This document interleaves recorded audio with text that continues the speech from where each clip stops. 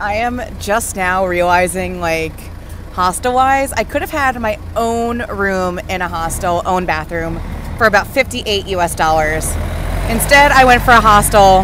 Hopefully that bus isn't too loud. I went for a hostel, I think a shared 6-person room, for $41 US. And now I'm like, you know what? Should I have just sprung like the $17 extra to have my own room? But whatever. And then I'm thinking, like, that's a lot for a hostel. Like, the Airbnb I just stayed at, which was amazing, I paid like $40 US a night. So, you know, I'm getting ripped off, but it's definitely because I planned at the last minute. Oh, balls. I did download an app called Hotel Tonight. Another American couple on the train a few days ago told me about. I should have probably looked into that, but I didn't. But now I know for next time to do all my options. I've been doing Airbnb, Hostel World, Booking.com, and now I'll add Hotel Tonight to that. Still waiting for my bus. I'm a little nervous about how to get my giant bag filled with wet clothes, and now it's even heavier, onto this bus, because a lot of the buses are like, you know when you go on a nice school class trip? It's one of those kind of buses, so getting it up those stairs, it's not like a city bus where it's just like flat to the ground, you hop right in. So I don't know how I'm going to get this big suitcase on there, but we'll figure it out. Okay, I made it to the train platform. You know, no major blips with the bus or anything, so hopefully the rest of today goes smoothly. I'm definitely going back to the restaurant I ate at. I had that like amazing gnocchi, so I'm gonna do that tonight. It was so good. I'm still thinking about it a week later, so I have to go back. And then sign up, obviously, okay, gotta sign up for all my stuff right when I get back to the hostel and then go eat. But like I said, hopefully today goes smoothly. Okay, so I'm back in Florence and I figured I'd show you my next hostel. It's actually really cutely decorated, but I'm a mess. I'm trying to dry my clothes everywhere. So I have pants hanging from the windows. There's a girl and 2 guys. They're all from New York. They're all together, but they were really nice. So I'm just trying to plan my stuff and try and dry everything. But I figured I'd show you. It's another like purple themed room. Really cute. So there's 2 regular beds. I seriously contemplated that, but then I was like, I need to hang stuff off the bunk bed. So I went for the bottom bunk. Big windows. The beds came already made, which I really like because I hate putting a sheet on a mattress. And we got some lockers. Only 3, which is kind of weird because there's 4 of us. We got a full body mirror. And then a nice little bathroom. Again, I have more stuff hanging. Purple bathroom. And a nice big shower. So, not so bad for a last minute booking. Good morning. So today I have my cooking class, which is the whole reason I came back to Florence. So the guy's actually gonna pick us up at the train station, which is really convenient because I get lost in like a Forever 21. I do have to pay in cash though, and I've had issues getting cash in the ATM when it's early here because I guess it's 2 a.m. in New Jersey. And why is it like manually done in New Jersey? I get I want it to be protected, but the time change has been really hard. Like I can never get money in the morning. I always have to wait till the afternoon. So I don't know what's up with that. So hopefully it works because I have like maybe 40 euros, but I need like 100. So hopefully the ATM works, or that they drop us off also in the afternoon so I can do it then. I don't know. We'll see. I'm also trying not to use my data plan, so I'm just going off of memory on how to get to the train station, so that won't blow up my face, right?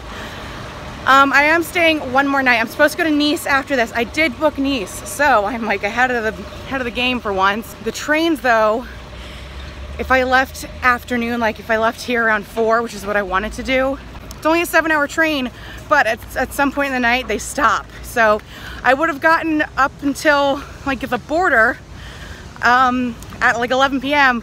But then the next train wouldn't be like, the next connecting train wouldn't be till 5 a.m. I'm like, do I really want to sit around for 6 hours at night? Like I wouldn't mind if it was like a 6-hour thing during the day. Staying one more night here, leaving at like 9 a.m. tomorrow. So I travel all day tomorrow, but at least I'm there during the day, you know? I would have liked to stayed at my hostel one more night, but the Wi-Fi is just so bad. It's almost non-existent. So got an Airbnb for tonight, even though my hostel host is really cute. So I I don't want to leave them, but I'm gonna have to. Okay, I successfully got cash. Now I just need to find the train station. I believe it's right in front of me. I hope it's right in front of me. But if not, I have 20 minutes to find my way to it. We started the day off at this beautiful house in the Tuscan Hills. It was so nice. And we all got to meet each other and have breakfast together before we got our cooking started.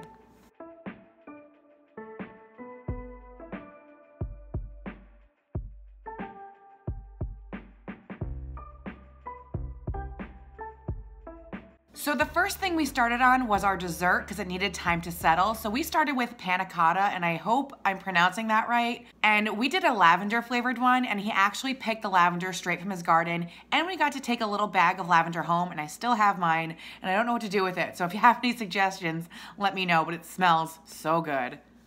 Panna cotta has to become warm, but doesn't have to boil. If it starts boiling, the fat parts start separating from the liquid, and it doesn't work anymore.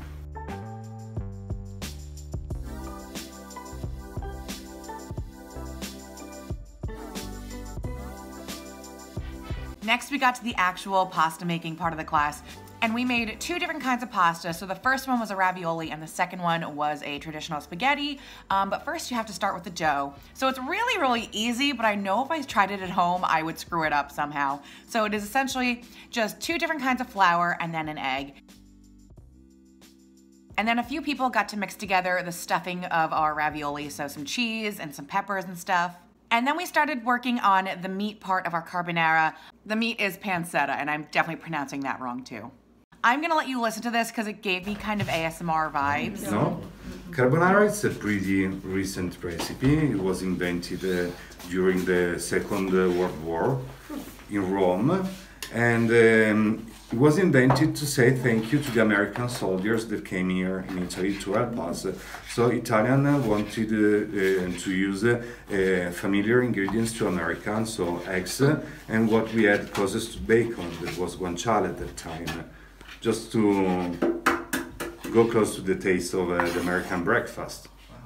If it's a little bit moist, we put some flour in the way that the dough will not stick to the machine. If it happens, don't fall in panic, you just add a little bit of flour here. The dough. White side. The first time we push a little bit, when the machine gets the dough, we go. Okay? Oh. 0. Wow. It becomes longer and thinner. That was Now, really satisfying to watch. now again, wide way, okay? Okay. 1.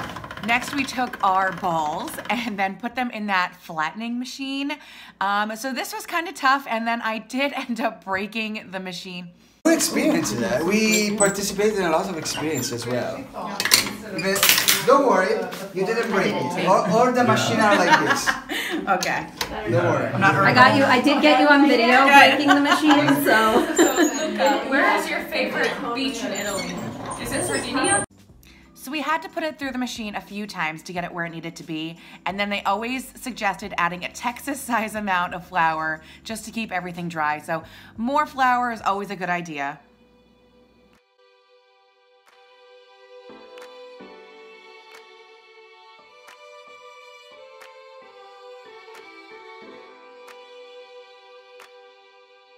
Okay, now we let for spaghetti that we will make later. The layer should be a little bit dried, okay? For ravioli is exactly the opposite. We have to keep it a little bit humid, otherwise when we are going to seal the raviolo, if it's not humid, you cannot seal it, okay? If it happens, you can spray some water, but we try to not do it. So Lorenzo start making the layer for ravioli, and he will put a plastic film on the top in the way to keep it a little bit humid, okay? In the way they will not become dry. So you dry it before you cut it. Then we actually got to make our first pasta of the day, which was the ravioli. So he showed us how to make the ravioli. So essentially you get your flattened piece of dough, and then you add the mixture, just like a little spoonful, space them pretty evenly apart. Then you fold it over, and then you use your fingers to roll the imprints to know where each one stops, and that also gets out the air bubbles.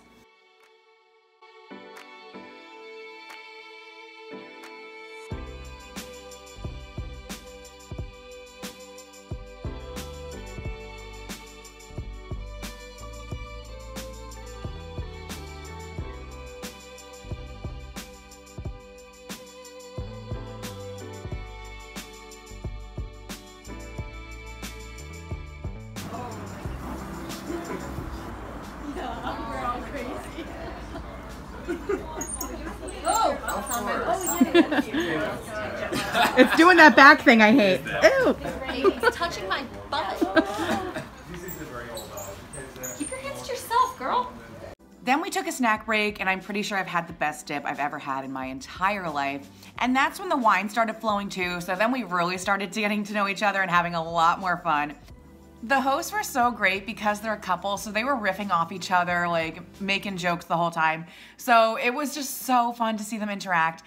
And it really helped everyone else feel more comfortable because we were all strangers for the most part, but by the end of the day, we didn't want to leave each other. And since these guys are professional pasta makers, they showed us how to do all the different kinds of shapes. So we had fun watching him just roll up a tortellini or a bow tie. So that was really interesting to watch him do that. Triangular shape, you fold the sides, you press the center, you put the finger inside of it, you turn around your finger. It's like a little cap. Then you can make even other kind of tortellini shapes. Those are the most popular one, but from city to city they can change a little bit the shape, or even from a family tradition to family tradition.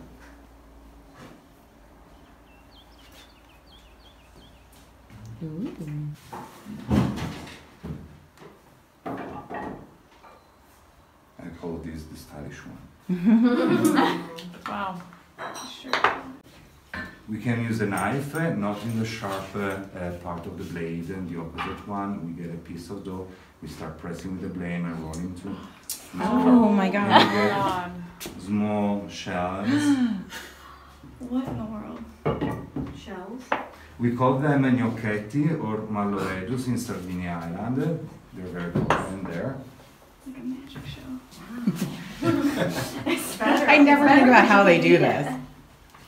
Okay, now I'll show you another way to make another kind of pasta with no filling inside. Yeah. Then we made our second pasta of the day, which was a spaghetti, and he showed us the different ways to make a spaghetti. So you can essentially just cut it. I've seen people roll it in machines similar to the flattening machine, but we did a thing where we put it on what looked like guitar strings. We rolled out our flat piece on there and then used a roller to flatten it onto the guitar strings, and those are what broke it apart. And then you essentially had to play the guitar, so you would pluck those strings. Don't worry, it's okay. Play here. Again. Have you done it? Oh, yeah. And it would make a guitar sound and your pasta would fall through, and it was the perfect shaped pasta.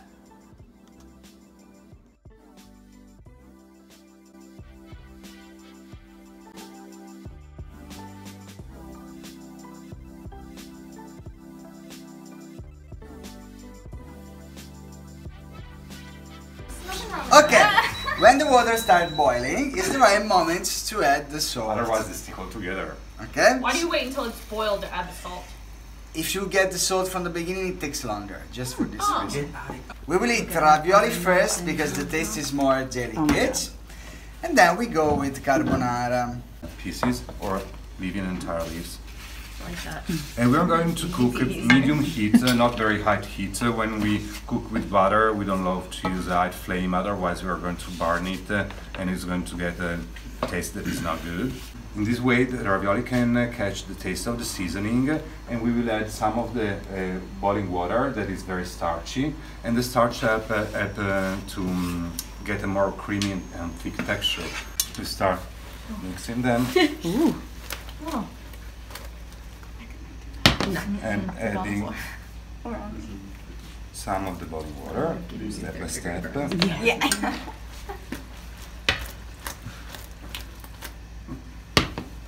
And we let it cook for another couple of minutes. And now we add eggs, pecorino cheese and pepper. And we continue mixing everything, okay? And we will have a creamy consistency without using cream. This was honestly the best meal I've ever had. This was the best day of my whole trip. And we started out as a group of strangers, but by the end of the day, we didn't want to leave each other. So we were like, can we just stay here and have like a movie night? Again, this was hands down the best thing I did in my whole 2-month trip. I had the most fun, you learned a lot, you got to hang out with people. So if you are ever in the Florence area, I highly recommend doing this. I will leave the Airbnb experience link and their website link down below, but 10 out of 10 day, highly recommend.